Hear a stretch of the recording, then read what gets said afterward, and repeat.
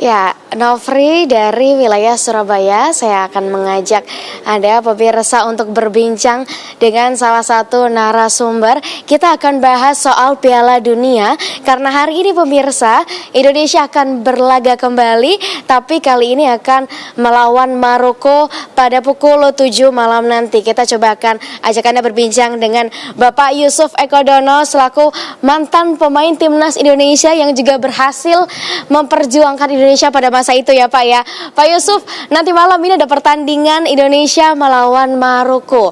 Gimana ini tanggapannya Pak Yusuf? Strategi apa yang harus digunakan oleh para pemain timnas Garuda Muda kita? Ya, terima kasih. Memang pertandingan melawan Maroko ini pertandingan juga menentukan untuk melangkah ke babak selanjutnya. Mungkin strategi yang diterapkan oleh Coach Bima selama 2 pertandingan itu saya rasa sudah betul.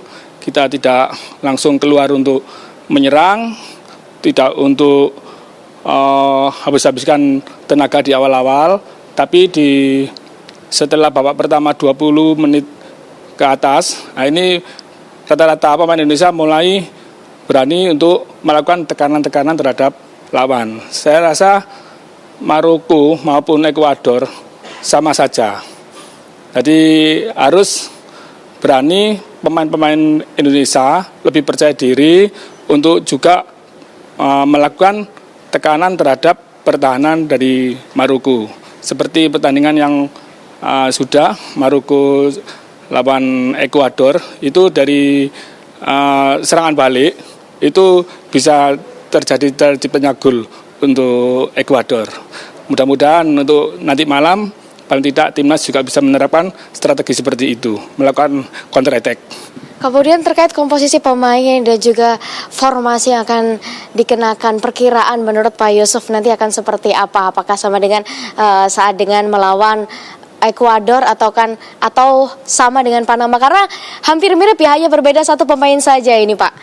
Ya, memang dari Maroko sendiri yang saya lihat di pertandingan lawan Ekuador, dia menerapkan formasi 4-2-3-1, tapi begitu lawan Panama dia sudah melakukan perubahan.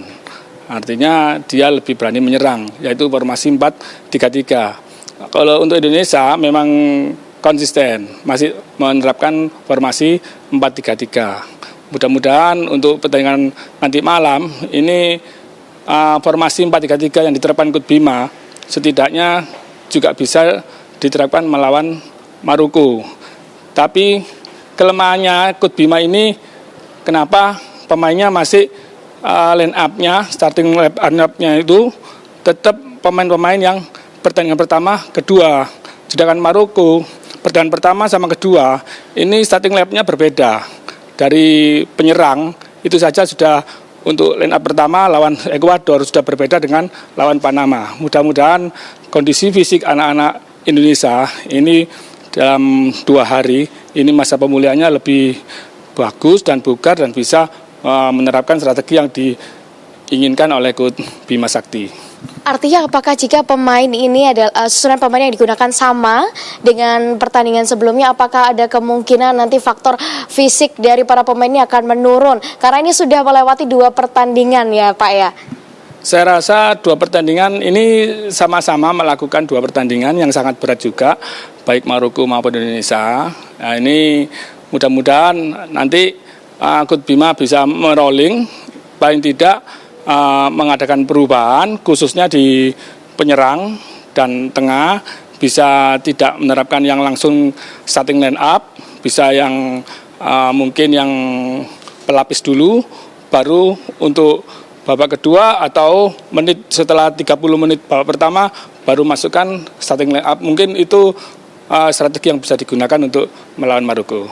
Terkait pemain Maroko nih Pak, kira-kira ada tidak pemain Maroko yang harus ditakuti? Kalau Indonesia biasanya menjagakan Arkan ya Pak, kalau di Maroko ini siapa nih Pak kira-kira? Kalau saya melihat ini yang di sisi kiri nomor 18 ini perlu diwaspadai. Karena ini yang banyak dimainkan oleh pelatih Maroko untuk membongkar pertahanan lawan. Di sisi kiri. Jadi di kanan Indonesia paling tidak, di pertahanan kanan Indonesia ini yang perlu diwaspadai dan ditingkatkan. Terakhir Pak, ini terkait prediksi skor nanti malam, apalagi ini akan menjadi penentu Indonesia apakah lolos dari grup A atau seperti apa nih Pak? Prediksi skornya nanti malam? Kalau prediksi skor untuk nanti malam, menurut saya Indonesia harus all out karena nilai Maroko sudah 3, kita masih 2. Ini perlu all out untuk memenangkan pertandingan. Setidaknya Indonesia nanti bisa memenangkan selisih 1, bisa 1-0 atau 2-1. Menaikkan peringkat supaya bisa lolos ke babak berikutnya. Terima kasih banyak Pak Yusuf atas informasinya pemirsa. Tentunya kita semuanya masyarakat Indonesia sama-sama berdoa untuk malam hari ini.